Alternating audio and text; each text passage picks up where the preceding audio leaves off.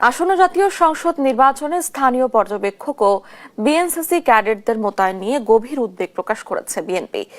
বুধবার দুপুরে রাজধানী গুলশানে বিএনপি নির্বাচন পরিচালনা কমিটির কার্যালয়ে এক সংবাদ সম্মেলনে মুখপাত্র মাহাদি আমিন বলেন, এসব সিদ্ধান্ত অবাধ, সুষ্ঠু ও নিরপেক্ষ নির্বাচনের পরিবেশকে প্রশ্নবিদ্ধ করতে পারে। তিনি জানান, নির্বাচন কমিশনের ওয়েবসাইটে প্রকাশিত তথ্য মতে 81টি স্থানীয় সংস্থার 55,000-এর বেশি পর্যবেক্ষককে নির্বাচন পর্যবেক্ষণের অনুমতি দেওয়া হয়েছে, যার মধ্যে একটি বিশেষ রাজনৈতিক দলের সংশ্লিষ্ট ব্যক্তিরা রয়েছেন, যা অনাকাঙ্ক্ষিত ও উদ্বেগজনক। ক্যাডেট কোর অর্থাৎ বিএনসিসির ক্যাডারদের মোতায়েন করার একটি সিদ্ধান্ত আমরা দেখেছি, যাতে আমরা উদ্বিগ্ন।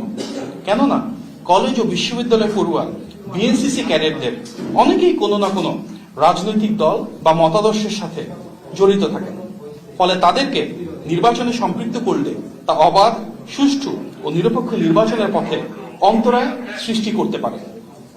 এ বিষয়ে আমরা ইতিমধ্যেই নির্বাচন কমিশনে চিঠির মাধ্যমে বিএনসিসির ক্যাডারদেরকে মোতায়েন না করবার জন্য বিশেষভাবে